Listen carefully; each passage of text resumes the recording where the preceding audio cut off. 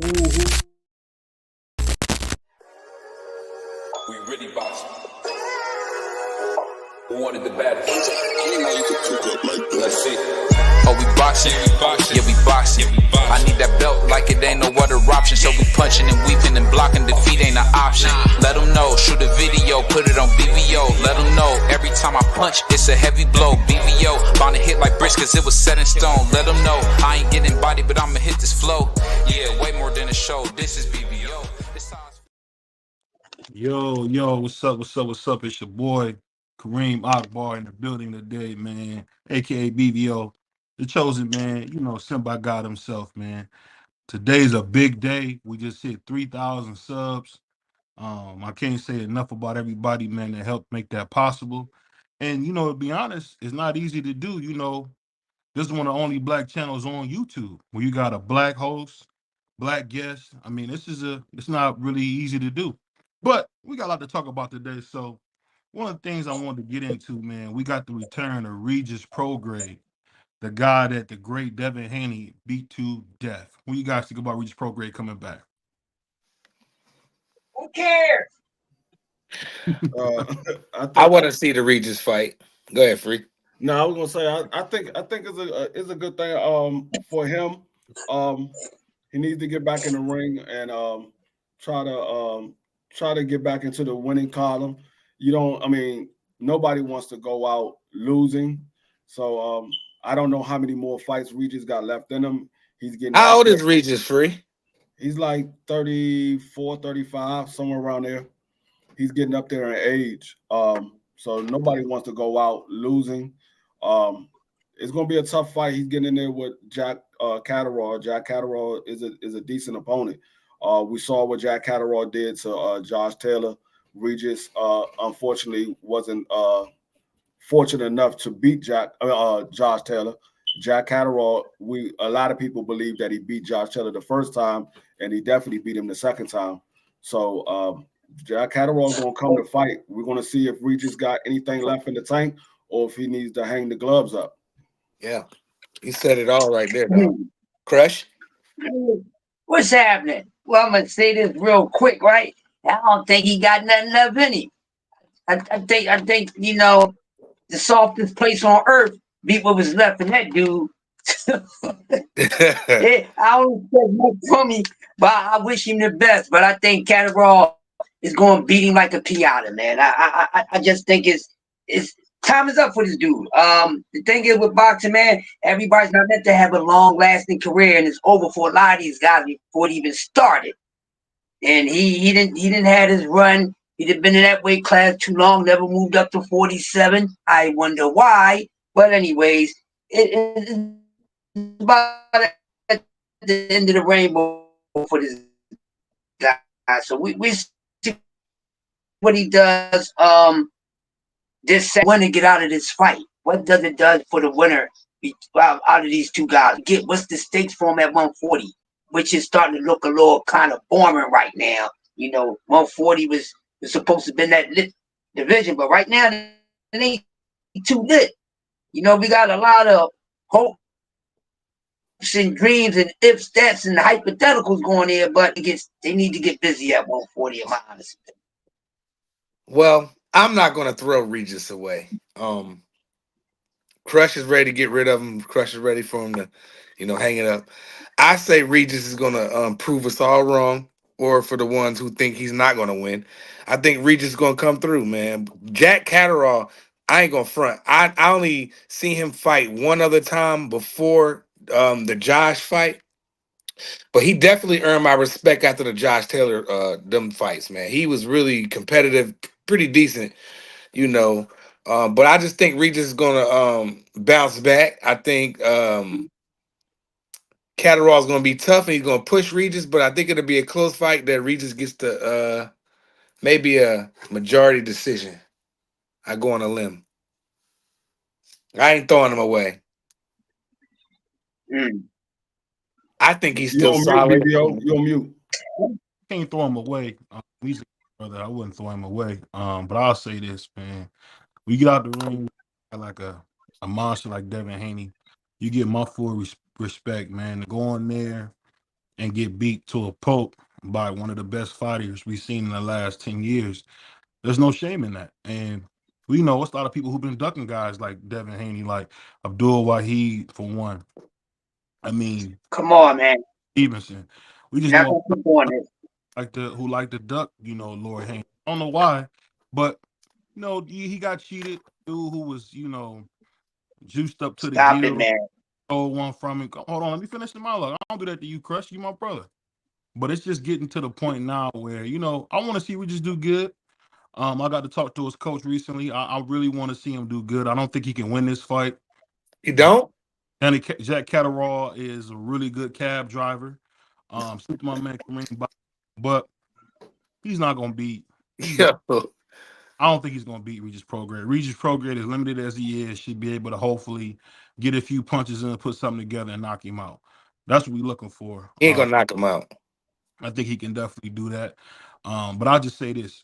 Going forward, I want to see, hopefully, if T.O. can find the time, salute the Melanin Queen. I hope he will fight him next to put his bet up on the line, because we know he's with the number one fighter in the world, Canelo Alvarez. But I just definitely want to see some guys fight. I think the talking is a little bit too much.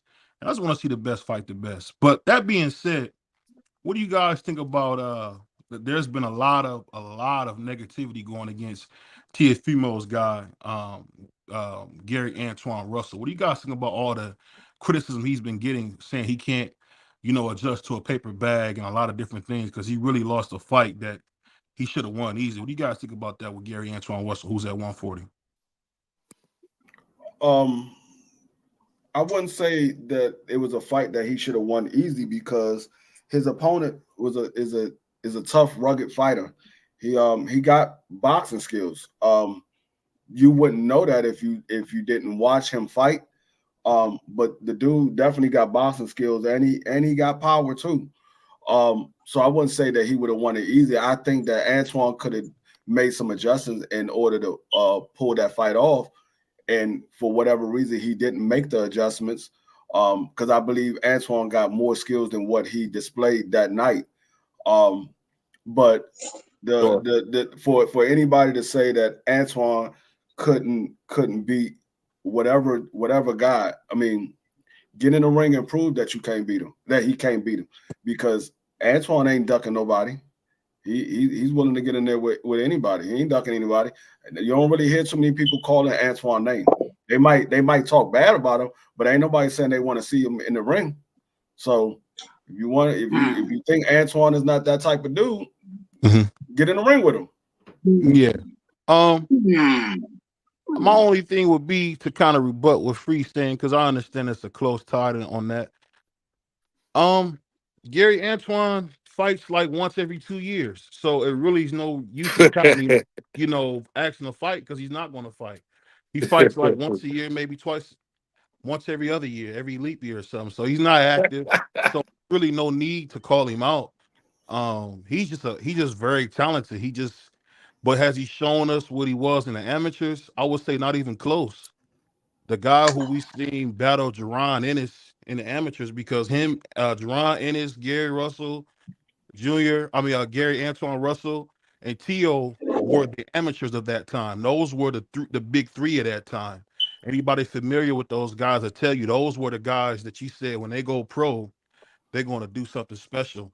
Suit to my man Juan, Que Paso Juan. Juan. Well, it's clear that you ain't pay attention to Antoine. The only time Antoine had a break from boxing is when his father passed and his brother passed. That's the only time he had a break from boxing. Other than that, Antoine was fighting 3-4 times a year. You saying he gets in the ring once or twice a year. Most guys get in the ring once or twice a year. Most of them, when they get to a certain level. Most of them. The only ones that don't get in the ring. Is he at that level? That's the question, Free. Is he at that level? He's never been a champion, never been an interim champion. What level is he at? The only guys that don't get in the ring once or twice a year are prospects. When you become a contender, you fight roughly once or twice a year when you become a contender. So now you said, did Antoine live up to what he did in the amateurs? Yeah, Actually, he did. Oh my God. Actually, he did. He had 100% knockout ratio. He ain't knocked nobody out in the amateurs. He was undefeated as a pro until this last fight. He wasn't undefeated as an amateur. So absolutely he did. He did live up to what he did in the amateurs. No. Now, has he had the opportunity to get a title fight? No, he hasn't had that opportunity yet. That's kind of tough. That's kind of a tough question. If you say, did he live up to the amateur, what he did in the amateur? That's kind of tough there. But but he hasn't really done. He done some good things, but it's just. What has he done in the amateurs? Can you tell me what he done in the amateurs? I know that he. Like I know that he national champion. What are you talking about? He's a national champion. You know how many people's a national champion who never? Dude, that's like the 1%. That's the 1%, bro. You know how you don't even know what I'm about to say. Go ahead. You know how many people become national champions who never make it to the pros?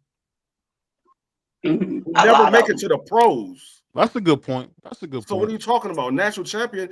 That a lot of people are national champions. I know a guy that's national champion right now. He's never been a pro. He was a 3-time national champion, never been a pro. Well, you gotta remember, 2 of those 3 that he had was against Jaron Ennis, bro. So I mean, it wasn't a national championship against Jaron Ennis. That was to make it into the Olympics. No, you missed it. No, I'm not talking about the Olympic trial fights. I'm talking about when they fought in the amateurs. They fought 4 times. In Vegas. They fought 4 times. When they was in Vegas, I'm not talking about the. I know what you're talking about. I'm not talking about that. I'm talking about when they was in Vegas fighting to see who was going to be the national champion for that. What was it? I can't think of how you say that. It's some type of region. I can't think of how they say the region, but it's from Maine to Florida. I can't think of what they call that region. But that region, they were saying who was the best, and they were fighting for the national championship at the time. But this is what I'm saying. This is not me trying to cast aspersions against Gary Antoine. We just basically speaking on what and what we see all the time. What we wanted to see from him is him and Jermaine Ortiz have both been disappointments because let's be honest, Jerron just haven't had his shots yet, but it's not because he's not trying. He got 30-something fights.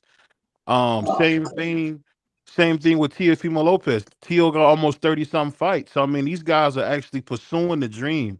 I'm just saying when you see what you've seen in the amateurs, and let's just be totally honest here. This is BBO speaking as a fan. To me, Gary Russell Jr. is a Hall of Fame talent. If you ask me, this is a Hall of Fame to put him in as far as talent. He would be there. We were hoping for the bigger, more active version of Gary Russell Jr., and we didn't get it. I mean, that's what I mean when I say the disappointment comes in when it comes to Gary Antoine, because he's supposed to be the bigger version of his older brother. And he was not. You said disappointment, like you had expectations of Gary Antoine when he came into the pros. You didn't have any expectation of Gary Antoine when he came into the pros. You can't even tell me his first fight when he fought in the pros. It's not about telling you his first fight. So you can't say that he's a big disappointment because you don't have no expectation. I keep telling you, you can't put what you expect him to do on what another fighter want to do. You don't know what that fighter goals are. You don't know what his goals are. You can't expect your goals to be their goals. This is just me playing devil's advocate because we gotta put it out there. But I want to get your opinion on this, man, because I think Crush, and people get on Crush because Crush does a lot of capping, a lot of moving the goalposts. But Crush, I want to ask you a simple question. Did Gary Antoine Russell, has his career disappointed you so far? Or you had no expectation? Which one was it for you? Before I answer your question, stop the cap, bro. Stop the cap. Stop pushing that propaganda. That's all I got. All right, but no, expectation of what? I didn't know the guy until I started seeing him fight. So my expectation for him is whatever his expectation is. He's not my fighter. I didn't build him from scratch. I just watched the sport. I like him, and I wish him the best. Don't duck no smoke. That's all I ask for these guys. And stop getting in there being overly matched. That's all I want these guys to do. That's it. Can't say that about a lot of fighters that most of their career, they've been in there with guys that was overly matched and only had no more than a 20% chance of beating them. But Well, y'all call those we people not. Listen, I know what you want to do. We not going to big up It's Abdul just not what I Wahid. want to do. You done already did it, son. You done already Go did it, ahead. son. What Go you ahead. mean? I ain't got to try to do nothing because you done already did it, bro. Go ahead. We be trying to have a whole different conversation, a whole different bill, and you can't help yourself but to bring this mess up. But I digress. No, see the thing But is, you gotta remember, he's never had an opportunity to fight for a championship. So if he doesn't Has he have ever earned one? That's the question. no, he has to work his way to an opportunity to fight a championship. He's number 3. Who was that guy that he lost to? I Pulo. forgot that guy that he lost to. What was his name? Alberto Pudo. Yeah. He's number 3 in the WBC. Yeah. He's number 3 in the WBC. He hasn't had the opportunity to fight for a title. So until he gets the opportunity to fight for a title, you can't say, hey, he's a disappointment.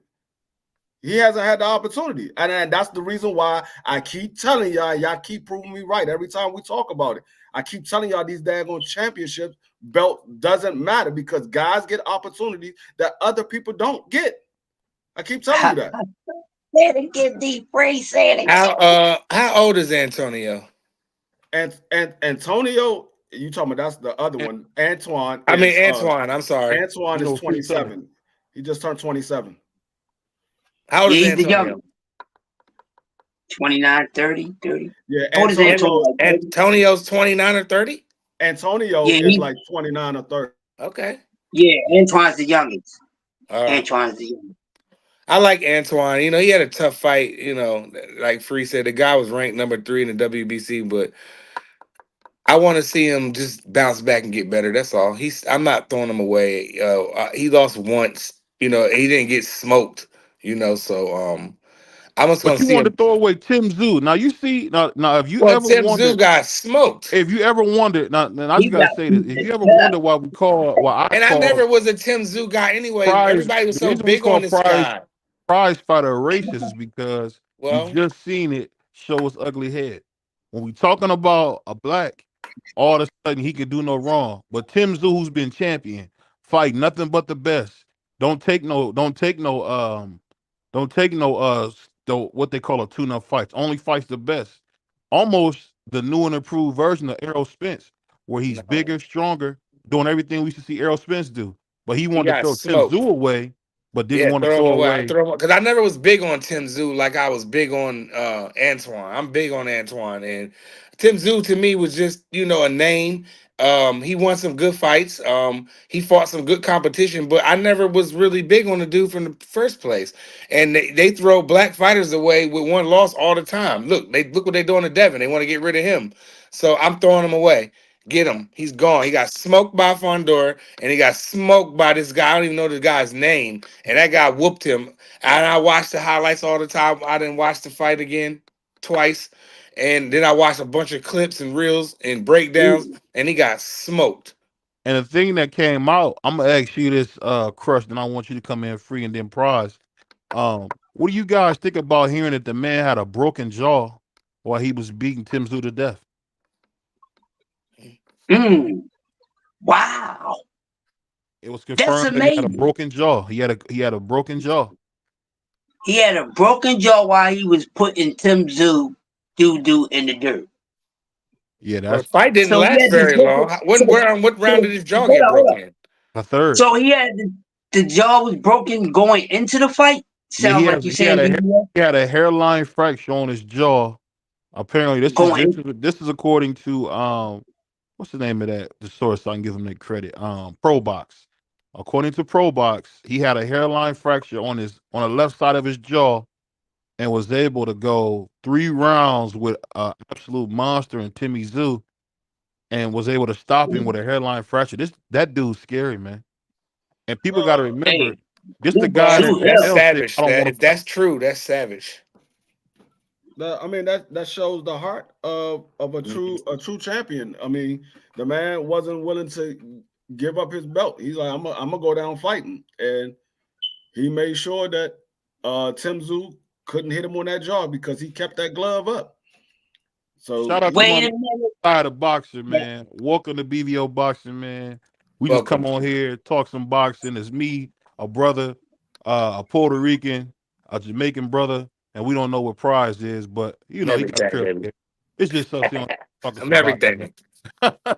You say it's a shame that I what? I said it's just us Hey talking some man, boxing. Go ahead. Welcome, that's brother. Welcome. that's a good example of daring to be great. See, that's when you know when daring to be great. Prime example, the man went in there with an injury. That's like a detrimental one too, because people throw a lot of headshots. He went in there with a damn near half broken Hey, jaw. not to cut you off, Crush. Which one of them Charlos is the future of boxing? Who? Which one of the Charlos is the future? Jamal Their Instagram. boxing. Which one is? Okay, Jamal. he just went live on his Instagram. I'm gonna go get my other device. Yeah. Okay. Sorry about that, Crush. You said Jamal? Yeah. Yeah, because they called Jamel the Iron Man. And they called Jamal the future. Go ahead. Neither one of these guys is the future of boxing. And I like them both. But I'm gonna be honest. They gave that up. They let that dry up. They went cold. They start letting things outside the ring, be the most active thing that was going on with these guys. They're getting smacked up by fighters. They fighting they women. They fighting each other, this, that, and the other. They got off their square. They taking time off. No. See, at one time, those dudes was hot. They was like the Kissing Styles of this joint because they was two brothers and they was hot. Yeah. Back then, they looked at like they were the future. No, man, they ain't the future now. Respectful. This is not a diss. This is just fact. Yeah. All right. They no longer the future. At one time, they both were. Now, the question would be, who would have a better future out of the two in the sport of boxing? I think that's a better question. We're gonna have to see because Maul coming back. We got to see what they're gonna do, man. Hopefully these dudes pick up where they left off. Cause I like them both. And like I said, they was the talk. Everybody was talking about them. No matter if you was hating on them, or no matter if you liked them. Let's see what they do. Let's see what they do. Like I said, I like them both. Let's see these guys get focused and give us some more Lions Den type of work. See what I'm saying? He ain't talking about nothing on there. He's just chilling at the crib on a couch. He ain't really doing much. Jamal Charlo. He looks happy though. He doesn't. He's just talking. He just basically, going back and forth with people in his chat. He's smiling. But shout out to his older brother, man, because his older brother gave me a lot of hassle. And shout out to my man Uncle Reggie Sweet. He's real close with the Charlo, so I gotta watch what I say. I don't want Uncle Reggie on me about that. But at the end of the day, I don't care if I ever see Jamal. I would love to see Jamel again because I feel like Jamel is the young Marvin Hagler, cleared out of the whole division, went up and fought the number one guy, probably the best guy we've seen in the last 100 years in Canelo Alvarez. Stepped up to him, man to man, no rehydration clause. So I'm just hoping that my man Jamel can maybe give us 2 or 3 more fights and then go off into the sunset. So I think Jamal had a good run, but I think he should stay off boxing, man. Get out the way. Let the young guns come up like Emiliano Vargas, Abdullah Mason. Let the young guns come. Why don't you go sit down, let somebody else get a shot? No, but one fight I want to ask you guys about that we haven't heard. Have you guys noticed that Jennebeck is running from my man Lara? He's running from Lara. Did y'all see that? Jennebeck been running since he got the 160. He ran from Jamal. He been running since he got the 160. He hit the ground running, bro. But you gotta remember, Jennebeck is the one that made Boo Boo drop the belt. He made Boo Boo run. He didn't make Boo Boo do anything. Boo Boo had opportunities. He didn't run nowhere. Opportunities at what? At David Benavidez and stuff like that, and just bigger fish to fry. Nobody. Hold on, he fought the dude that worked at Amazon, almost lost. Then he got beat to death by David Benavidez. So I mean, I don't know what opportunities y'all talking about. He was champion at 160. You talk about a guy who really I thought was going to be a monster. The dude was a southpaw with power. tall southpaw with power. I don't know what happened with Boo Boo Andre, but I'm telling you, man, he was What catching. happened? What He happened with wasn't Boo Boo? fighting nobody. He What was happened going. with Boo My Boo brother Ace. Andre? He got over there with Eddie Hearn and Yeah, wasn't fighting he wasted nobody. his career. That's Yeah, what happened. He went and over we there to said Eddie this, Hearn and BBO. wasted his career. We said this on lives like last year, maybe a long time ago. What I said, I said, Boo Boo Andrade over there getting paid, fighting nobodies and mandatories and all that stuff. And he gonna get in a fight with somebody real, and he gonna get cooked, and that's what happened. I'm not surprised. He's a good amateur and all that, a decent amateur actually. A You great know, amateur almost. okay, great, that's fine. And and he came over and he was had a solid career, but he didn't really when he got to the test, he didn't live up to it, Oh, showed him one thing. unfortunately. But I'm a I think Boo ducker. Boo can bounce back though. I'm not throwing him away. Just Benavidez is a tough guy, and Boo Boo's not the biggest super middleweight either. I like to see him and Caleb He Plant get not in down. 6 foot. I like to see him and Caleb Plant get down. I like to see him and Elder. Jamel Jamal Charlo get down. I like to see. I mean, Boo Boo. I don't know. I don't think he can make 60 no more. I He like to see him. I like to see him in there with a couple of them guys, Caleb Plant, Jamal Charlo, some of them super middleweights.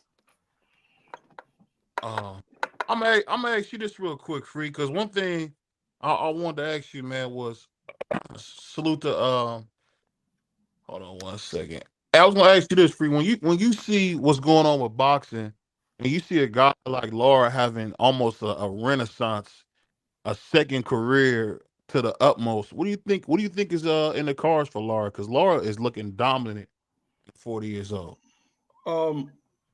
I mean, we don't know what's in the cards for Laura because he's an older guy. He's 40 years old, and we don't. I mean, he's been knocking out everybody at 160.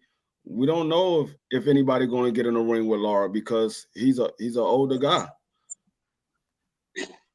Would that be a good They fight don't for want to take no Bud? Would that risks. be a good fight for Bud Crawford to finish his career against Laura? No. I don't know if it'd be a good fight for Bud Crawford or not. I don't know. I mean, Bud Crawford probably not even going to waste his time fighting Laura because it's not a big money fight at this point. Bud wants money fights. He not going to sit there and fight somebody like a Laura who at the end of his career and it's not going to be a big money fight for Bud. Somebody got an echo. Now that's a smooth.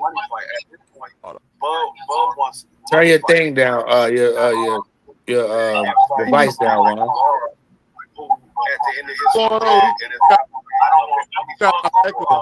Smoothie, you got echo. Who is that? Turn your thing down. Your device down, Ron.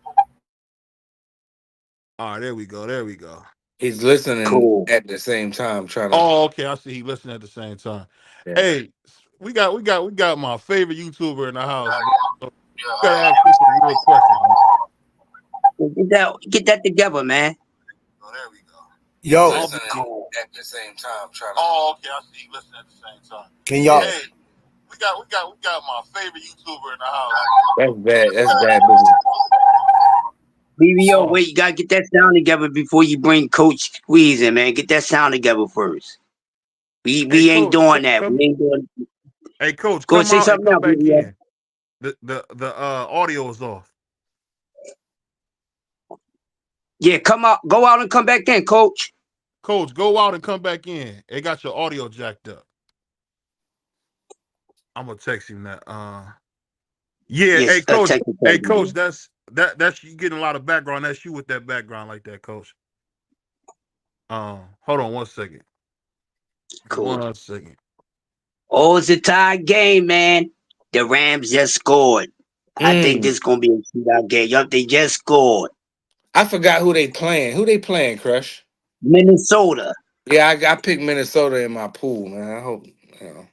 Hey, well, salute to my man, and the coach gonna go out and come back in. But you know the thing I gotta bring up, man. Now that I see my brother Ant McQueen in here, I'm just wondering this. What if we get Puerto Rican Shakur Excuse me. against Cerbero Matias on Puerto Rican Day Parade? What if that would be a good fight in Madison Square Garden? I think that was. You gotta ask the Puerto Ricans. What you think, Free? What you think about Cerbero Matias versus Shakur Stevenson on Puerto Um, Rican Day Parade? it would definitely bring the Puerto Ricans out because whether the Puerto Ricans accept Shakur or not, they definitely support Sabrina Matias. So it would definitely bring the Puerto Ricans out. Will it be a big fight? It all depends on who else you put on that card. You got to put somebody like Xander Zayas on that card. You got to put a couple of them other Puerto Ricans on that card that's gonna bring out those fans. But I think overall the fight is good. I don't know how Shakur is going to pair in that fight because we know Sabrina is going to try to use his power and overpower Shakur, and we know Shakur tends to shy away from the power.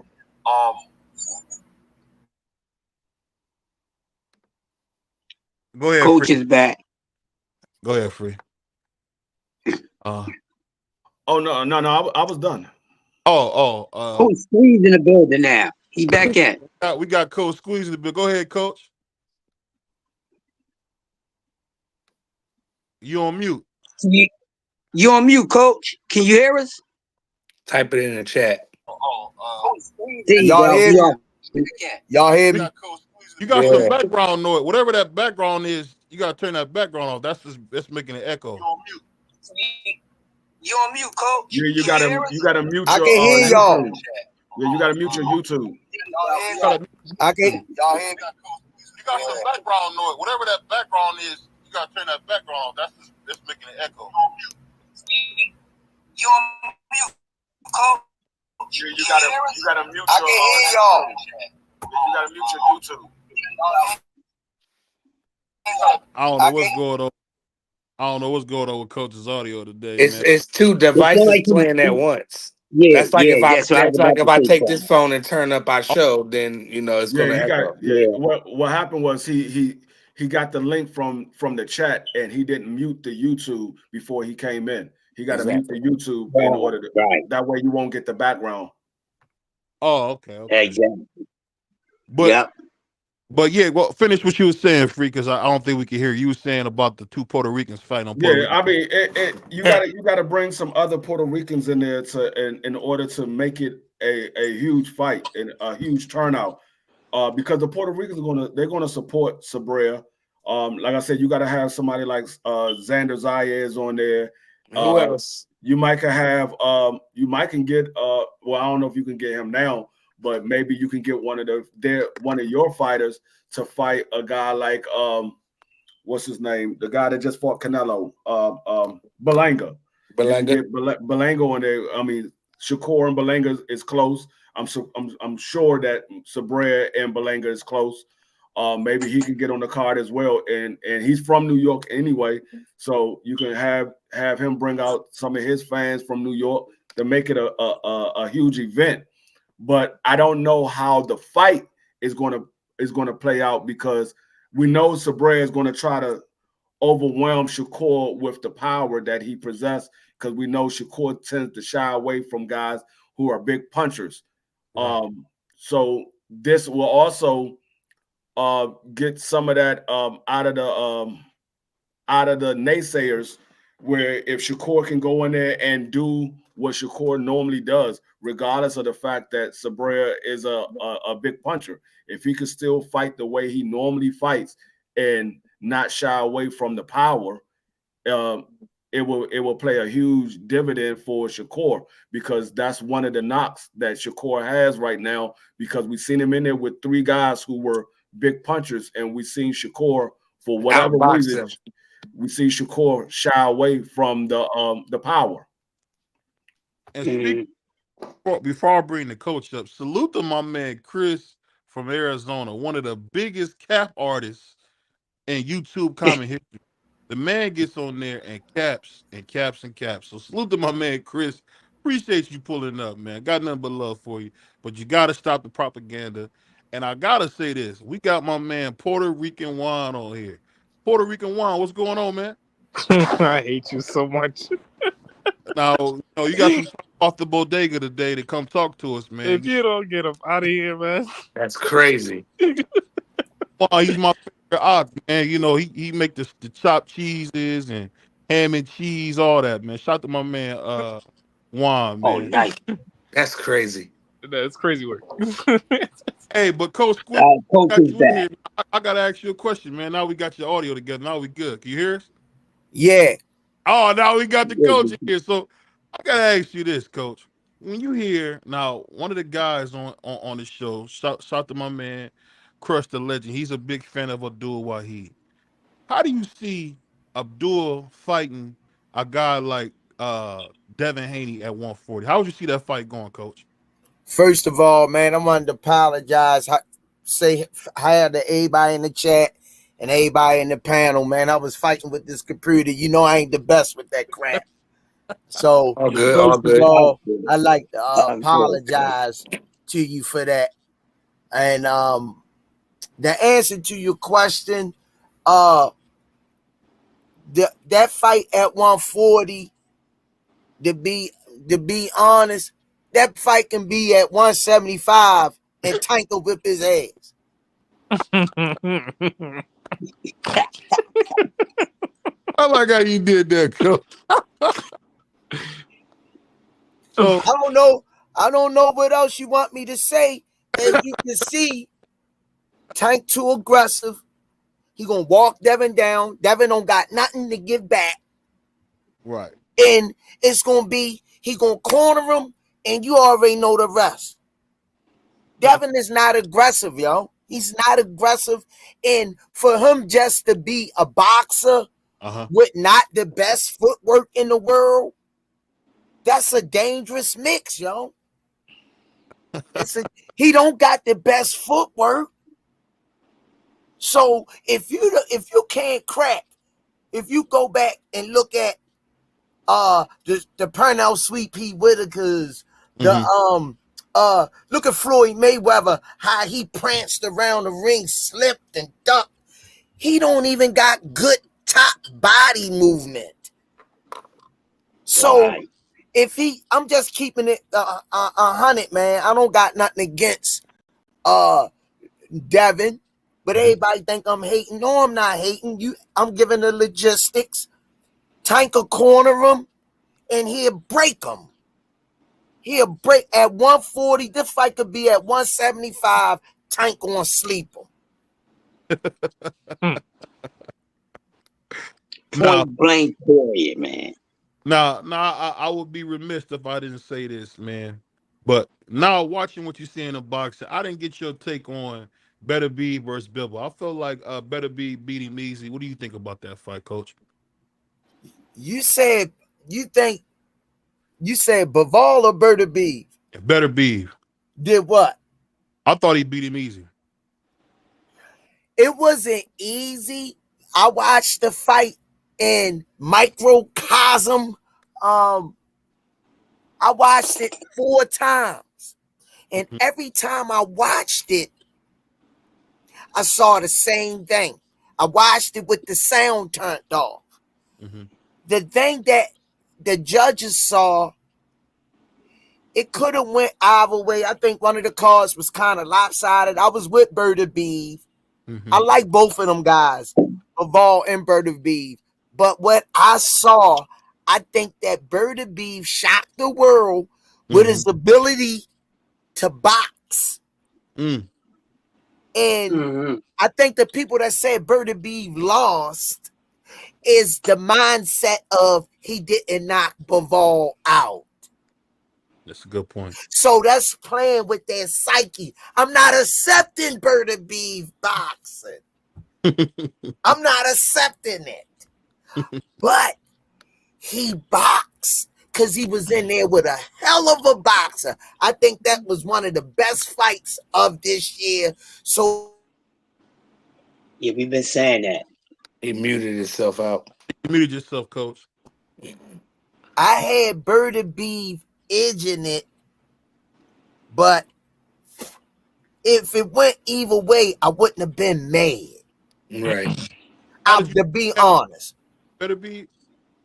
I felt like the fight could have went either way. If Bevo would have won, I'd have been like, all right, cool. Better be won. I was like, all right, cool, because it was that close to me. I rewatched it. I rewatched it like the day after, and then I rewatched it again. I think like Monday. I think it was Monday. I'm not even sure, but I watched it and I'm like sitting here watching it, and you know what I took away from it was whatever way you scored the first 7 rounds, it's hard, but there's no negating from like round 8 to like 12.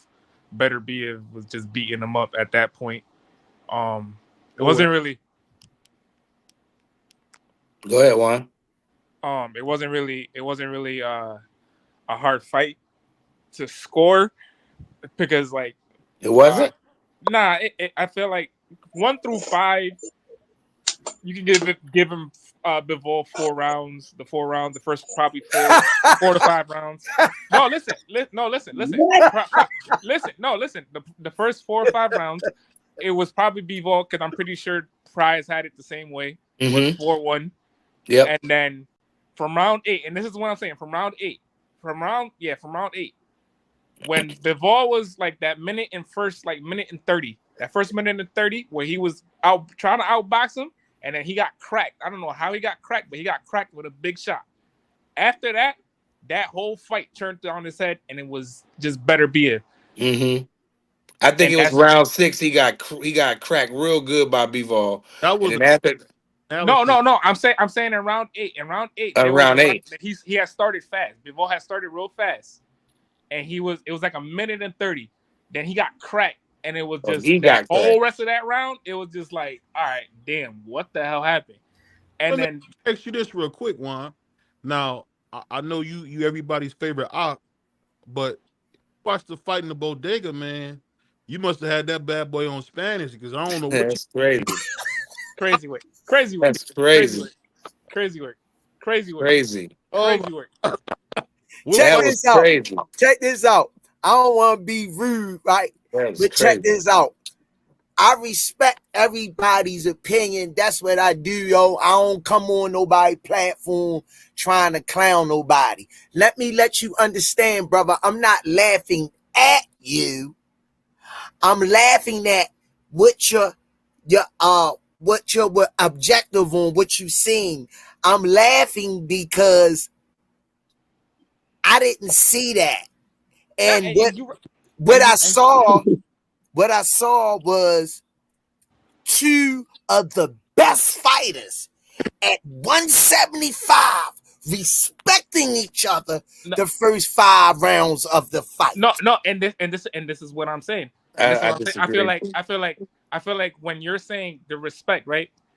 I think Better Be overly respected him because you can't negate it. You can't neglect it. You can't even not say it.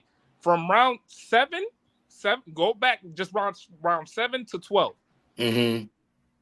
But and I'm pretty sure BVO gonna be like, damn, yeah, nah, he's right on that. Better Be was in his bag. Yeah, he was beating him up the whole fight. Whole fight from 7 to 12, he was beating him up. But them first 3 or 4 rounds I gave to Bivol. First 3 or 4 rounds, whatever way you was looking for it.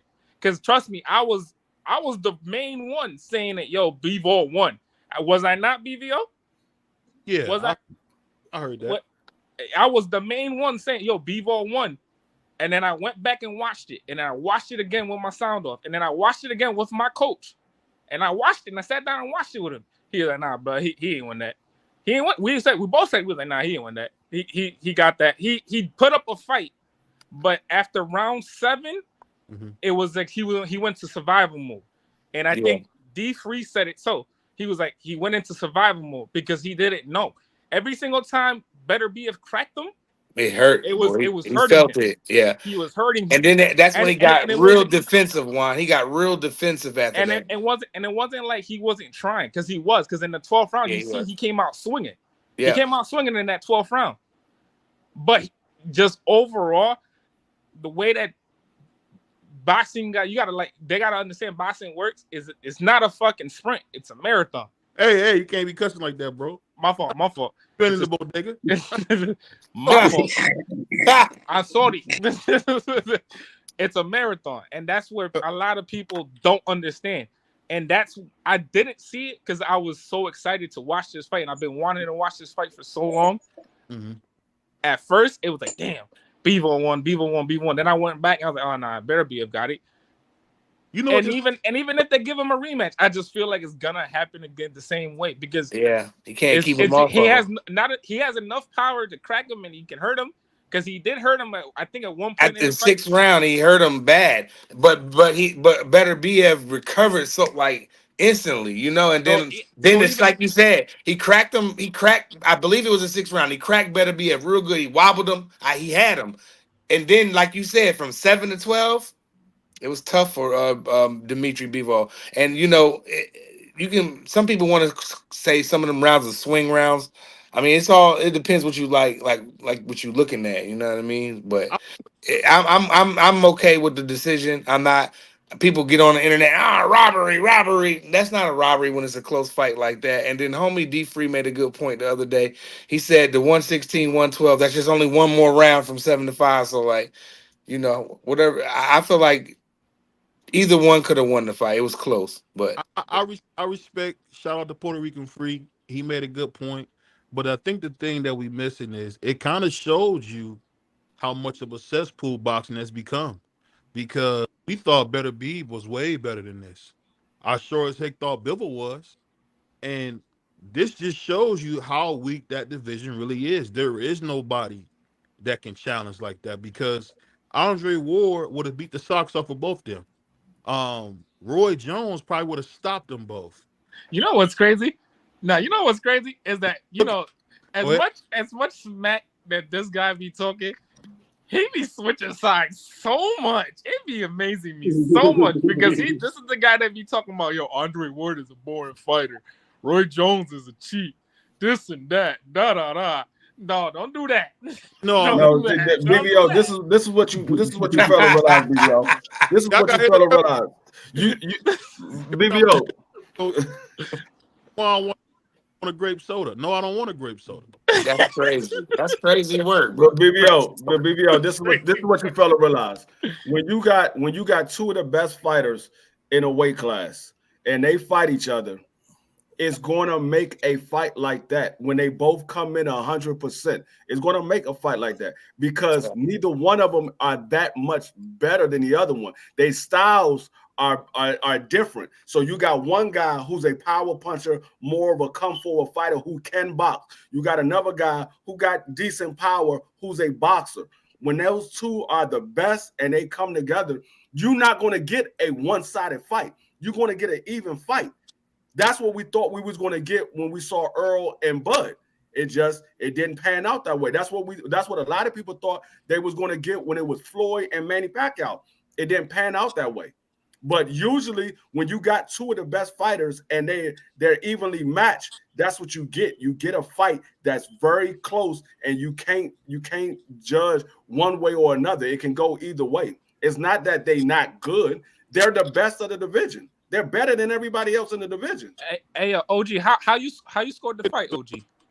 I know it's low tide. You got to get going, but let me say this real quick. I think the thing that we missing is this. When you look at both these guys, they both can fight. They both are good. But I'm trying to tell you how when you just if we put any other fighter in that position, it's going to look different. When we seen, I'm gonna tell you something, and I don't. People say I don't give Abdul Wahid credit. When I seen him break his hand and proceed to beat the Mexican pizza out of that boy, Cruz, you know what's so funny? That fight wasn't even close. Oh yeah, I want to for what? Because he didn't knock him out. So what I'm saying is it just lets you know that there is some huge levels in this boxing game where some guys are really good and some guys are not. What I've seen with Arthur Beterbiev and Bivol, this is just me speaking. I'm just speaking.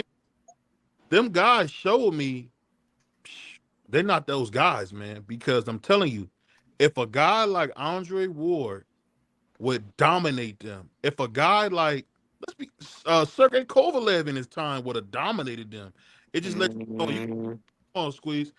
I just don't. I just kind of say the boxing we've been getting is such a cesspool that I don't even know how to judge it because both those guys have been inactive. One guy hadn't fought in 16 months, other guy hadn't really fought. So could you say they were 100%? No. I mean, because let's be honest here. If you want to know a true 50-50 fight, Roberto Duran versus Sugar Ray Leonard, the first one. No, Not that. what are you talking about?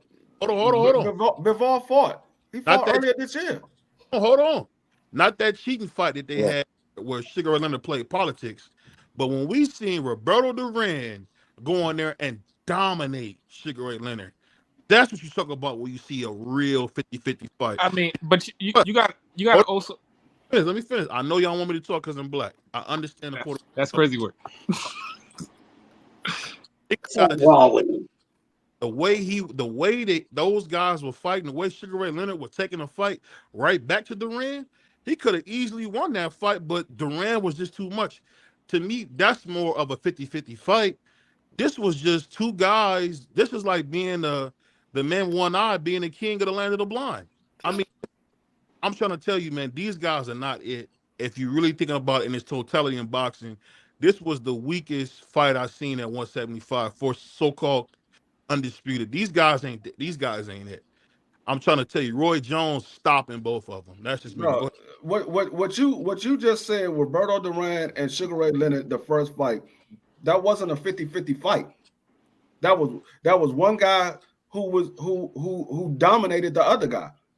That was one guy who dominated the other guy. I think he was insinuating going into the fight. Into the fight. No, he said the fight. He didn't say going. Yeah, the fight was 50-50. Like going into the fight, it's a 50-50 even fight. He didn't say going into the fight. He said the fight. But that's what he meant, though. I'm pretty sure. You can't tell me what he meant because he. All right, BBO, am I wrong? Is that what you meant? I Am I can't hear wrong? you, big dog. I can't hear you, big dog. You said. BBO, you got to bring your phone close to you because your joint going in and out. I said that's what I meant. When they Right. got the fight itself, it was a 50-50 fight, not the actual fight itself. But when Going they, into the fight, it's 50-50. You telling me that you know for a fact that Andre Ward would have won. You know for a fact that Roy Jones would have won. How do you know that for a fact? I seen Andre Ward, who can't punch without a paper bag, go in there and stop Sergey Kovalev. And That's Sergey crazy Kovalev. work. Was Sergey, Kovalev? hold on. I'm gonna answer. Sergey Kovalev was You ain't stopped. gotta go for a whole long spill. He was way was Soldier Kovalev, Arthur Butterbeef, or Demetrius Bivol? Was he even one of those guys? Because you can't tell me what he did with somebody else and say that it's for a fact that he could beat this guy because what he did to somebody else. The triangle theory don't work. No, I'm not talking about the triangle thing. I'm talking about the fighters with more talent. Okay, you can't tell me what he did with somebody else because we already know what we saw what somebody else did, and then they go and fight somebody else, and it's not nothing that you thought it was going to be. So because what he did to somebody else that neither one of them are that person, you can't say for a fact that he's going to beat that guy. You can't say that for a fact. Well, I You can say believe- for a fact that Andre Ward smokes both of them. I don't know what you the can't hell say you're for a talking fact about. because For they a haven't fact. fought for you. They haven't fought, so there's not a fact. Oh, so real quick, hold on. Not a fact. Hold on, D3. Let me ask you this, BVO. Why do you think this fight was weak at 175? Do you think it's because the division is weak or because they're both weak? He's not the only person I heard say that either. I heard a lot of people say And that fight was I want to overrated. get Coach Squeeze in this because I love to hear Coach Squeeze talk straight boxing after I say this. But it's because, let's be honest here, Beterbiev is good. He showed us he could box, but he's very, very limited. I see when his punches don't get the reaction he's looking for, he kind of get a little flustered. He looked a little flustered with Bivol because Bivol wasn't deterred by his power. Bivol had a great guard. He wasn't deterred. And I think that when you hit Bivol with something, he's going to put his hands in his pocket. And you can tell me if I'm wrong. I know you've seen that Coach Squeeze. He had his hands in his pocket. I've never seen anybody, even Canelo couldn't do that to him. So both those guys showed me things in the game that let me know that they really not that. But what you think about everything, Squeeze? I ain't want to be rude. I let y'all cook. I'm just Waiting for my turn when you say come in. Cause all that stuff I heard that just said was giving me a goddamn headache over here. I'm just gonna keep it a buck. Now, my boy up top was on point with his analogies. My boy up top. He was spot on. He was spot on what he said. If what you gotta understand is that when you fight different styles, Shaolin monk, the drunken master, I'm not gonna look the same as I look at the Shaolin monk than it did the drunken monkey master because they got different styles. But long as I come out with my hand raised, but what BVO saying, he wanted to see somebody dominate. Now, me, I was very pleased what I saw. Bivol came out with a hell of a game plan. He's a boxer puncher. We know Berta Beef is a puncher, but he showed that he could box. I was very pleased about this fight. They didn't wait 10 years to make it happen. Now, to go back to your Sugar Ray Leonard analogy with Roberto Duran, the first fight, not to make no excuses, Ray took that fight kind of early and he underestimated. He played with Roberto. He played with him. That doesn't not make Sugar Ray Leonard great. He came back and embarrassed him the second fight. He never should have been in the ring with Sugar Ray Leonard ever in his goddamn life, talent-wise. And when you say Muhammad Ali, when he fought Smoking Joe Frazier and lost the first time and fought him again, it was a mismatch. It doesn't diminish that Ali is the greatest. So when you make that analogy of them guys ain't look like I thought they should have looked, they ain't the best at 175. That's cool, you feel that way. But what I saw was two juggernauts at the same weight fighting each other, and they had to respect each other because one of them wanted to get clipped and mess that bag up. Canelo was too small for the 175. So Bivol looked at a little bit more dominant against a smaller guy. I'm not taking it from him, diminishing what he went, but you gotta figure, BVO, you in the heavyweight division. I'm at light heavyweight. I come up to fight you. I'm gonna look good the first 4 or 5 rounds till you start walking my light butt down and start hitting on the arms, weighing me down. Cause you're a true heavyweight. I don't belong up there with you. But I'm daring to be great. Is you gonna smack me around for that? Look at Devin Haney. Devin Haney was fighting small guys the first half of his career. Jojo Diaz, Jose Linares, Gamboa. Them guys little. What he look like, we said, once he go up and fight somebody his actual size, how he gonna look? Look what happened with the Ron Garcia fight. I'm just trying to tweak your brain and let you realize, open up your nostrils and look at it from different angles and ways. Because if me and you fight each other, I give you a good fight and I lose, I'm still going to get that respect because you ain't dug me. That's what the fans want to see. I got to see Bivol and Berta Beef too. Coach Squeeze, can I ask you a question? Come on, champ. I want to say that, then I'm gonna let you go. Shout out to my man Ed McQueen showing up, man. He fresh off his Mets losing in a historic fashion, man. Salute to my man. Oh, that's my boy Ant. Yep, and I thought he got his mic off. He got his mic off. We ain't no worse than the Cleveland Browns. That's crazy work. or them weak ass Guardians that won one game, gentleman sweep. Eesh. Jesus. We lost to the Yankees, man. Ain't no That's shame. crazy. But go ahead, Juan. Go ahead, Juan. Coach Squeeze. So let me ask you a question. Do you think this light heavyweight division, let's say take it back 10 years, 10, 15 years, right? Let's take it back that long. And you compare that division to this division now. Do you think this division is weaker now? Or that division was just filled with a lot of better middleweights and super middleweights that came up to that weight to finish their career? But of course. Do you happen to have any Grey Poupon? But of course. No comparison. That answers your question. Go ahead. I don't like to drag out stuff when somebody asks me something. The answer to your question, brother, no. You can go on to part 2 of the question. All right. So now, do you think this division itself was weak, or it was just them two being so special that they were just the only two left? That's what you think, I believe, right? Say that again, brother. So do you think that this division was weak, or was it these two fighters were just so much special that they made everybody else just look like they was trash? Both parts of those statements are true. Both parts, that first part and the second part. But what you gotta understand, you said it.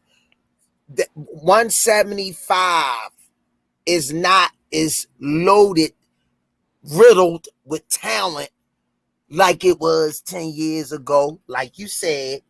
And when you got two juggernauts facing each other, Floyd faced Manny. He had to be cautious. If you go back, look at the fight, Floyd Sr. say, you fighting like you scared. If you don't pick it up, they want this boy to win. If y'all can remember those moments. Yeah. So what you saw in the Bivol and Berterby fight with two guys at the height of their game trying to outsmart the other guy. And those two styles clash. So BVO got a good point that he wasn't pleased, but you had two highly skilled, two dangerous punchers, and nobody really wanted to give up that much ground to suffer a knockout loss. Salute to my man D1. I don't know where my man Ant went. Come back, Ant. But I think the thing that I'll say, Coach, that kind of confuses me is in boxing. I don't know if it's just me.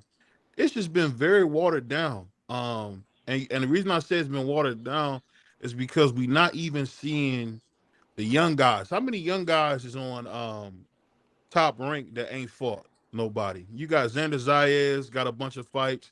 He ain't fought nobody. Abdullah Mason got a bunch of fights. He hasn't fought nobody just yet. Emiliano Vargas got a bunch of fights. I'm just wondering what happened to guys being crazy like Bernard Hopkins and Roy Jones, or Roy Jones and James Toney. What happened to people like that who just say, you know what? Forget the L. I want to fight. Because one thing I will give credit to Abdul Wahid for, he has said plenty of times, if you got to take the O, take it. You got to take it, though.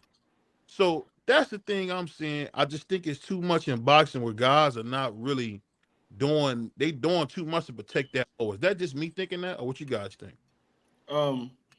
What I'm gonna say is you looking at Roy Jones and Bernard Hopkins later in their career when they established their dominance. You're not looking at the Roy Jones when he first started out. All of those guys, you talking about Abdullah Mason, he's a prospect. All of those guys start off with easy fights to work their way up. They got to get acclimated at the pros. So when you got a guy coming from the amateurs, you got to give them a little test to see how he pairs against this style of fighting. Then you give him another test to see how he pairs that against that style of fight. That's how you get your fighter and build your fighter to where he's a contender to be able to come to that championship level. You can't just throw a young fighter right in the heat and in the fire and think he's gonna cook. No, he's gonna get burnt up.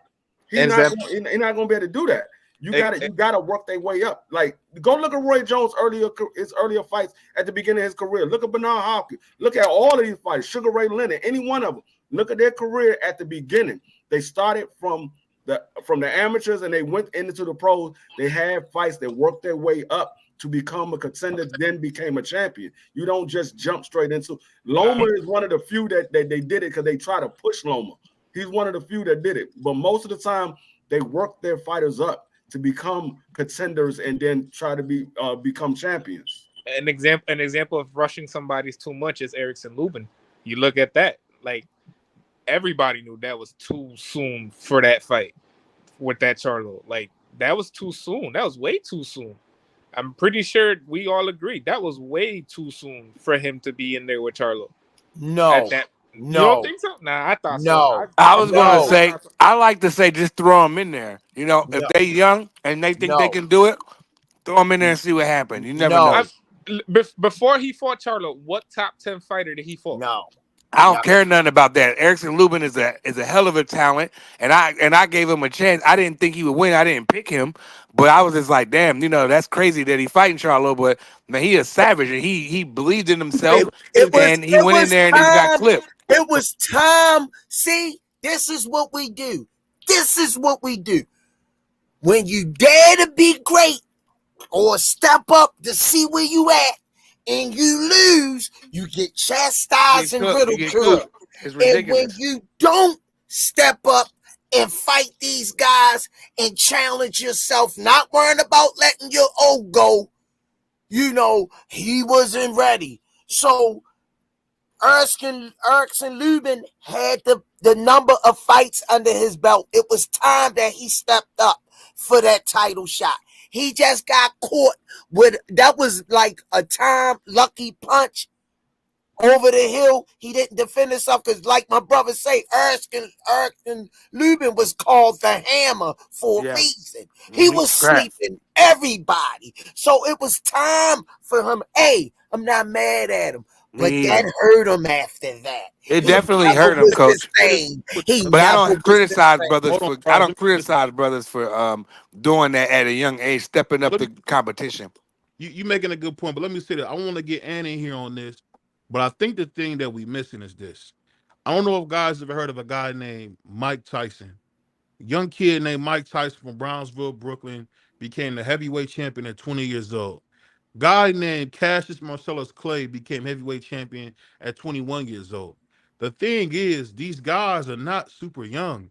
The thing is that we have no expectation for them to be great. I'm gonna tell you what, and this is me not saying it because I got to talk to this guy. Everybody know how much I love him, but you don't want the Gary Russell Jr. effect where you have a bunch of fights and then you get in there with somebody who really is tricky and seeing everything like Loma and you lose. That's the thing you don't want to do. If you are in the boxing game, you're in the flesh business. It's called peddling in flesh for a reason. You go in there and test yourself. We had Pride say one of the most disgusting things in boxing ever. And I know he didn't really mean it at the time, but to say throw Tim Tszyu away, who took another tough fight, that's what we want. We want you to go in there, take a tough fight. For me, that's what I'm sure Coach he took it and he got smoked. At ad nauseum, how much you want to see somebody challenge Abdul Wahid.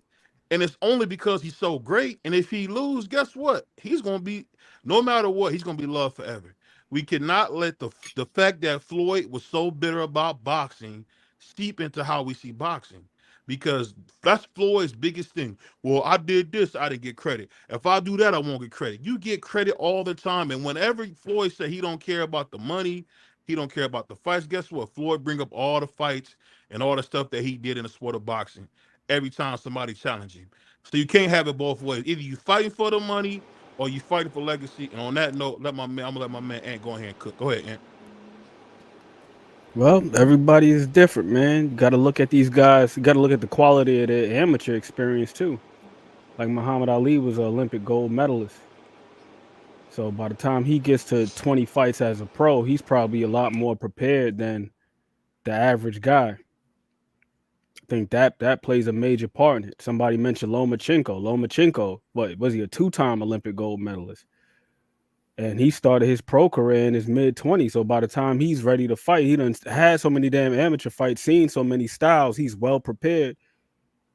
The only thing that he really had to adjust to as a professional was the physicality of it. And Orlando Salido gave him his welcome to boxing moment. Like, yo, this shit ain't just pity patting, scoring points. We're going to be physical in here. We're going to be framing you up, using forearms.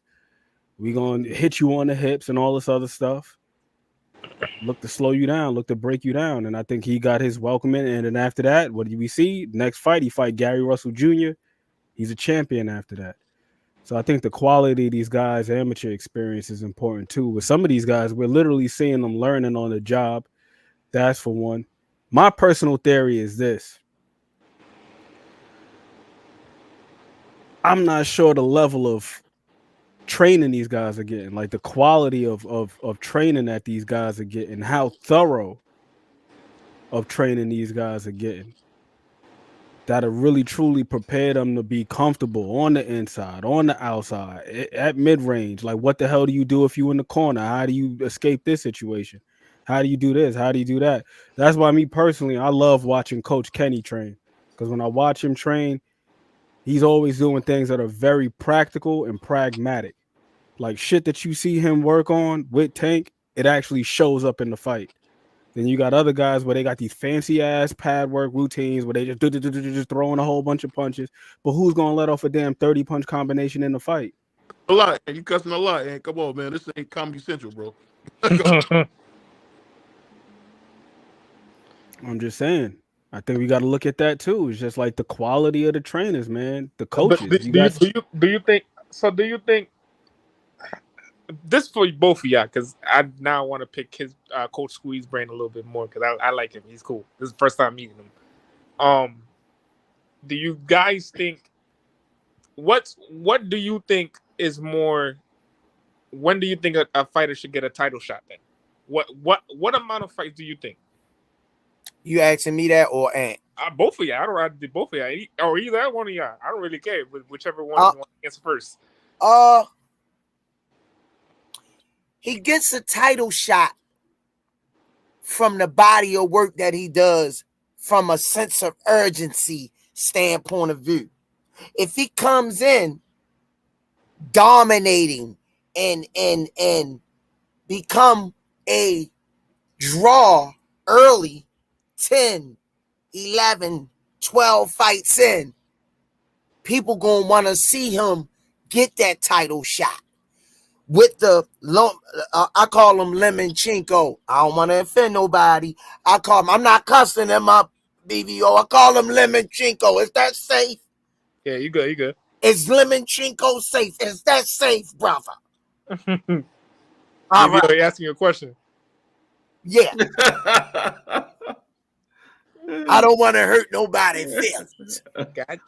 Yeah, but like he said, that Salido fight for Lomachenko was too quick. They barked up the wrong tree. But guess what? He bounced back and became a world champion. And then he got the people behind him, and he has a country behind him. And here come Lomachenko, a superstar, 13, 14, 15 fights in, which I didn't think he earned it, but he was there. I think his experience in the amateurs, man, that's also what bolstered him, man. Just having those 2 gold medals and then having those few fights. I'll say this, Lomachenko, his career is relatively lean. Like, he didn't go through the process that a lot of younger fighters go through, where they have a solid amateur background, but it's not super duper extensive. So they're still getting fights in the beginning of their pro career where they're learning on the job, like literally. Lomachenko had so many amateur fights. By the time he turned pro in his mid-20s, it's like, yo, we gotta accelerate. Like you were saying, Squeeze, he's on the accelerated clock. We're seeing the same thing right now with the Cuban dude, Andy Cruz. Andy Cruz is 28 years old. Out the gate, they got him fighting 10 rounders. Why? Because he got an extensive amateur background. We don't have time to get him in there with these fail-out fights and have him fighting 4 rounders, 6 rounders, 8 rounders. Nah, it's straight to 10. And then after that, within 5 to 10 fights, he might be in a title shot, like you was just saying. So- We just saw with Madrimov at 154. Madrimov only had but 9 this. fights. He's fighting for a title. What you saying is true, but again, that's still propaganda. People that spit this propaganda that don't want to see guys be great. People got to remember. And I get a lot of hate for talking about Teofimo Lopez. The man was 23 when he fought Loma. He had fought Richard Comey, a champion, knocked him out, luckiest punch in boxing history. They both threw. T.O. just happened to hit. But I mean, when are we gonna see these guys do it young, man? I mean, But people you gotta also remember Teofimo had a long extensive amateur career though. This is the thing. You gotta think of it like this. Sugar Ray Leonard fought Tommy Hearns in his 20s. Only fight that he made us wait for in his 30s was the one he was scared to death to take, and that was versus Hagler. So there's other fights too that we never got. He never fought Daniel Curry. Hold on, one He never second. fought Donald Daniel Curry. Bodega and do that to you. Let your brother talk. I'm just Because he want. You see what it is, Juan? He want to spit that propaganda. That's what it is. This is. I'm not saying. BVO, you right with a certain amount of things. All I'm saying is, with certain fighters, and with our example, Erickson Lubin. This is what I'm saying. Before he took the Charlo fight, he never had somebody in the top 10. We're talking about Teo. Teo took. Remember Nakatani. He took Richard Comey, and then he got who? Lomachenko. That's 2 top 10 guys before he got to Lomachenko. That's what I'm saying. Lomachenko, the reason why he got sped up, like Ant McQueen said, he had a 300 plus amateur fights. Same thing with Rigondeaux, 300 plus amateur fights. You don't see that in like for an American fighter. You don't see those 300 plus amateur fights. I think the last one that did it was Daniel Curry. Mhm. So you can't say, oh well, you can't. You got to just throw him to a fish or a fire pan. All right, so let's put an example right here, right now, right? Put Abdullah Mason right now with Tank. What happens? put him in there. I don't know. I think Anybody in the panel want to give their opinion right quick? D3, Yeah, he please? going to sleep. we'll put him in D3, I can you know. give- I D3, know. D3, give me an opinion, please. Man, Abdullah Mason, he get in there with Tank Davis right now is going to derail his career. And McQueen, please, can you give me your opinion? Oh, I think he gonna take that L, but hell, after he go to sleep, like my guy Squeeze said, he might wake up a better fighter. It might not derail his career. It might right, not. but It might. That might be the L I that think he that's needs to pretty take. bad. I think that's bad for but Abdullah's career. But this is what I'm saying. After the Charlo fight, has Erickson Lubin ever been the same fighter? No. yes. Exactly. This is what I'm saying. You He have to hasn't been season more. these fighters. He hasn't with been as top 10 aggressive, fighters. but he's. I'll say this though, he's become more well-rounded since He's that super damn Charlo Aggressive fight. But in that Fondora fight though. He was no, smacked. and I'm not saying that he's always been a great fighter. But I'm saying is he took that fight way too early. That Charlo fight, Y'all go if he on had and on took with it these 2 fights amateur after, fights. Y'all worried about amateur fight. He had 300 amateur fights. Lomachenko was 25 beating up 17-year-olds. I don't get that no respect. I don't get that no damn respect. He got in there and got cooked against Alito. He barely beat Gary. I don't think if you go back and look, that fight is a lot closer. He did land some good punches. You know, most people say he got up, but there's a lot of people that thought Gary won. I don't get that amateur stuff. That Nah, I didn't he think had Gary- 300 amateur fights. Me neither. That I means don't if give a damn. he got Hey. 300 amateur fights means nothing. That means he was 25 beating up 16 and 17-year-olds. That means nothing to me. So I Nah, don't care about none of that. he wasn't fighting. You gotta remember when That's they was not the fighting, point, when though, he was in Prize. the amateur The fights, point is listen, that when he he's was going to in be on the amateur fights, accelerated. What's the name? I He's can going to dig be on that the part. I dig accelerated that clock part, as a and professional. I dig that I'm not part. saying that makes him the greatest thing since Sugar No, Ray I'm not saying- Robinson. but- What I'm saying is when your ass is 25, 26 turning pro, they not about to have you sitting here fighting a whole Yeah. bunch of Now, guys that in part, 4-round I'm fights. with you on. I'm You with going you on straight that to part. 10 rounds. I'm with you on that part. Second price. Let me say that. Let me say that because I want to make sure everybody's heard. I think the thing that we missing is very simple. No matter how you shake it, the guys who are not scared to lose their O seem to do better. Because one thing I noticed, something I noticed when people lose that O, it almost turned him to a beast. Man, look at Caleb Plant. Everybody know I hate Elvis. But you know what? I had to give Caleb Plant his credit. He said, "Hey, you want me to fight the Mexican monster? I'll fight him. You want me to fight David Morrell? Fight him. Whoever you want me to fight, I'll fight him." And it only took Canelo beating Willie Nelson out of him, and now he don't care. I'm telling you, sometimes losing that even Roy Jones said it. Once I lost my I was liberated to go do my career how I wanted to. Because if you're trying to keep that you're going to move like you want to keep it. Guys who lose their tend to be better and greater. I mean, and I'm going to ask you this, Free, because Free, you know this better than anybody. How important is a zero to the overall scope of boxing, Free? Say that again. How important is keeping your zero? How important is that to the overall scope of boxing? Does that really matter when your legacy is said and done, if you have a zero or not? That depends on the fighter. Some fighters hold that to high regard. It all depends on the fighter. If the fighter want his legacy to be an undefeated fighter when he retired, that's on him. I can't say. I mean, when you look at the fans somewhat care about that too. Because look how fast fans. You're a perfect one. You said Earl Spence don't need to come back after we saw what happened with Bud Crawford. He don't need to fight ever again. That's what you said because he had one loss. He's not the same Earl that we seen before the accident. Like I said, but what you said, it was just one bad night. You just said it too. It was just one bad night. So how is it? How is it because he had one bad night against another top 10 fighter? How is it that you guys going to be like, oh, well, he doesn't look the same? What you talking about? After the car crash, he came back and beat Danny Garcia to bit. He beat him to death. Come on, let's be honest here. We're in a different era now, BBO. Like let me say this respectfully because I want to get a Danny Garcia interview. Danny Garcia is pretty good. But Errol Spence beats the socks off him any day of the week. Let's not get confused. Obviously. Who he won his belt against. Remember who he won his belt against. He won a vacant belt versus Robert the Ghost. Come on, bro. Stop. Oh my God. Here we go. This guy. this guy forget that he was technically unified 140. 1 second, Juan. And I say that because if Danny Garcia was all that, he would have been fought Bud Crawford. They was at 135 together at 140.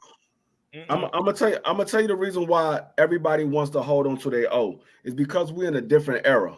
Back in the days, we didn't have the social media, so the fans couldn't really talk to the fighters directly and tell them all this stuff. Like now, we on YouTube, the fighters can see what the fans are saying about them.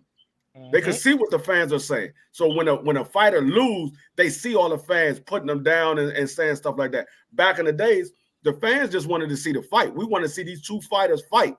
When they lost, we didn't care. We moved on to the next fight. But now, because of social media, everybody's getting on social media. They quick to have a YouTube page and talk about these fighters, how bad he looked. He don't need to be fighting. This man is not that good and that. So when the fighters see that, they're like, man, well, I gotta stay undefeated because if I lose, they ain't gonna respect me no more. I'm one of these other guys. So it's partly because of the fans. It's partly because of the fans because we're so quick to put these fighters down when they lose. Coach Squeeze, let me ask you this. Now, you got an opportunity to see one of the best fighters in the world. There's so many different things we could say about him, but what do you think makes him stand out compared to the others? Because I know you've seen at this point hundreds, if not thousands, of fighters over the years in your face. What makes the guy that you're getting to see that world class? What makes him world class?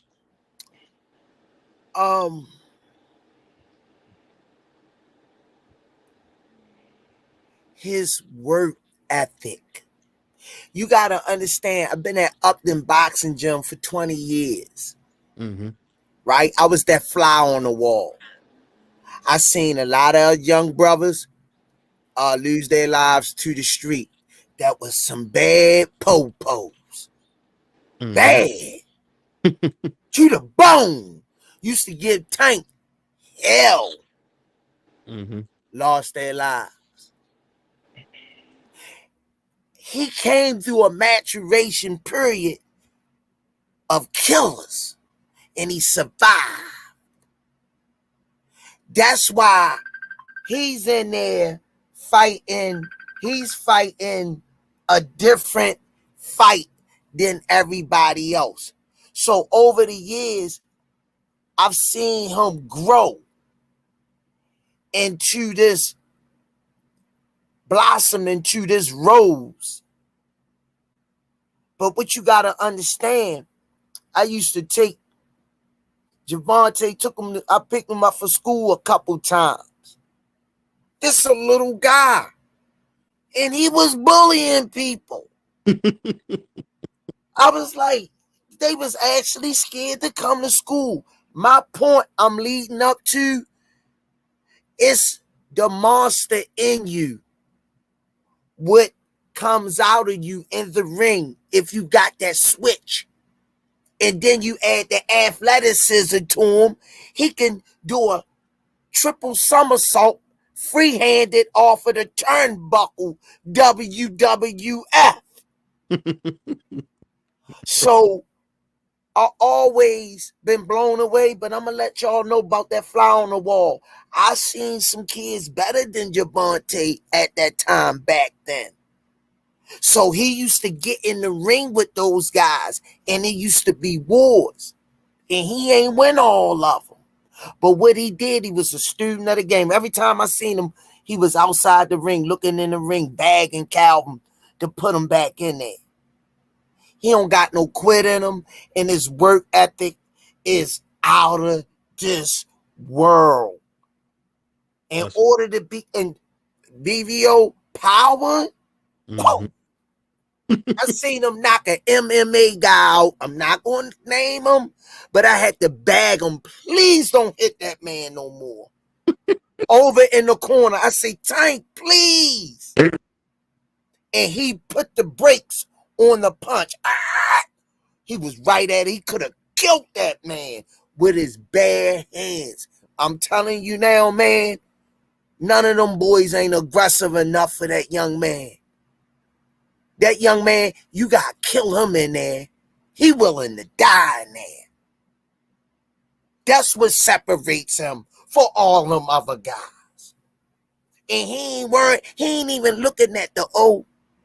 He just looking at destruction. He want to go in there and destroy. Yeah. So his mindset, BVO, mindset. Mm-hmm. If you believe it, you can achieve it. If I say I'm the best running back in the league at the time, it was Barry Sanders. We'll never see another one. I won't live to see it. A human pinball, you thought he was down, he running down the sideline out of a crowd of people. When the last time you saw Barry Sanders in the league? I haven't. I've seen some knockoffs, but I haven't seen him. That's your Javante Tank Davis. What separates him, he's an animal. And on that note, man, I want Ant to give us something, man, before we get out of here, man. We're getting ready for the ride, so I want Ant to give us something special about it, because Ant be reading all these books, and Ant taught me a few things. Give us something to go home on, and I'm going to give you the final thought of the day. Let me get out your way.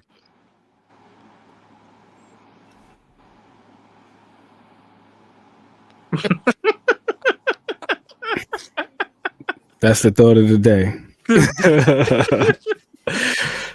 Man. I don't want to tell anybody, man, is this. If you're dealing with things, and I keep reiterating this because I know how important it is.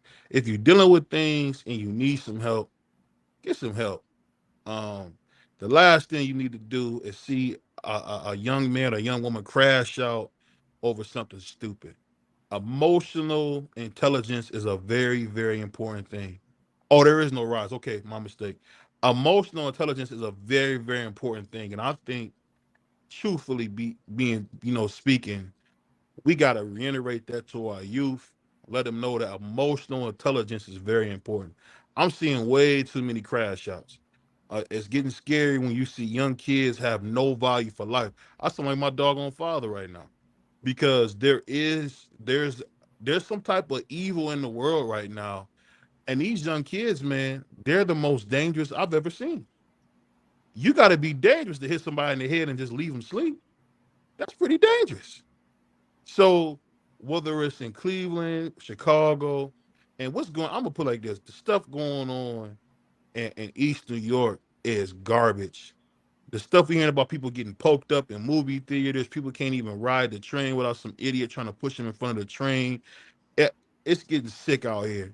And I'm telling you, man, we really, we the elders now. We gotta say it what it is, man. We gotta do better. I ain't even gonna hold you. I Hold think on one second. I think that then we gotta do a better job of telling the young kids there is a tomorrow. There is a tomorrow. And these decisions you make, this is something I learned. I'm gonna give y'all some free game. The actions you do today are nothing more than a favor for your future self. And I'm trying to tell you, man, it's very, very important. We got some smart brothers on here. We got Free. We joke around, but Free's a very intelligent guy. Same thing with my man Prize. He just like to show that watch off. And definitely, we got my man Ant and we got my man Cole Squeeze. And we know Juan working in the bodegas all his life. He know a few things too. That's crazy. That's funny work. We got That's crazy. it's too much violence going on. And I'm telling you, we got to really do a better job of letting our children know emotional intelligence is a must. Got to know when it's time to do it and when it's not. Because I'm seeing way too many young kids on the news for the stupidest things. You guys want to hear something that blew my mind? They're getting kids in middle school and in elementary school getting warts on their face. You know what they doing to get warts on their face. That stuff was unheard of when we was kids. So even that is over. It's too much. It's our children. You gotta look out for them. And the word of the day is emotional challenges, man. So I'm telling you, it's your boy BVO, man. I just gotta say that. I'm gonna let Free go ahead and give us something because Free got the funniest stories in the game. Go ahead, Free. not a blast. I ain't got no stories today, man. It just, hey, y'all gotta protect yourself when y'all out there. I'm from the '80s out here in DC, and the one thing my father always told me was keep your head on a swivel. You never know what's coming around that corner because it might not be meant for you. But the one thing that he always told me, a bullet doesn't have a name on it. A bullet is there to do a job. It leaves the chamber and all it does, it flies. It doesn't have a name on it. So even though you're not out there doing anything, be very cautious about your surroundings. Because if you see some guys arguing and it look like it's getting a little heated, ain't nothing wrong with getting up and leaving. Get up and leave. Because you don't know what that's going to turn out to be. You stand around because you want to be nosy and put something on video or whatever like that. That could be the last video you ever take. So it ain't nothing wrong with getting up and leaving. There's nothing wrong with if a situation is getting a little heated, saying, you know what, let me go ahead and walk off because I don't know how this is going to end. Because the one thing that you always want to be able to do is come home to your family. You hate for your loved ones to get that phone call saying they got to go to the hospital, go to the morgue and view a body. So always make sure you make it home the next day. So with that, man, just watch out for yourself and your loved ones and keep that head on a swivel. Hey, on that note, man, you got anything for us, Coach?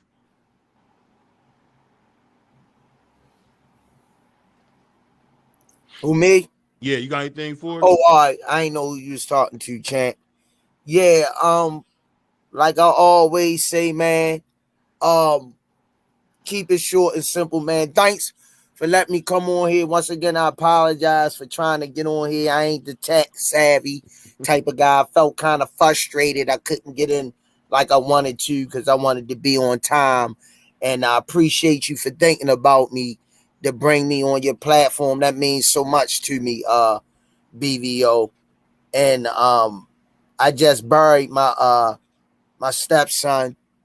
Got murdered 3 weeks ago. Buried him on his birthday. It just hit me earlier. I broke down a little bit, but that was the first time I had to get it out. So everything BVO said was on point, man. They not playing out of here, man. The streets is undefeated. So, you know, I love you guys. Appreciate you guys. Class acts on here tonight. Ain't nobody disrespectful nobody and call nobody out their name. Nobody talked over each other. We was perfect gentlemen tonight. So on that note, man, God bless y'all, man. Like my good brother say, man, keep your head on a swivel. Hey, and shout out to my man Juan, my favorite ox, man. Chopped cheese, bacon, egg, and cheese. My man Juan. Man, you don't need no bacon egg. We really boxing. Who wanted the baddest? Let's see. Oh, we boxing. Yeah, we boxing. I need that belt like it ain't no other option. So we punching and weaving and blocking. Defeat ain't an option. Let them know. Shoot a video, put it on BVO. Let them know. Every time I punch, it's a heavy blow. BVO, bound to hit like bricks cause it was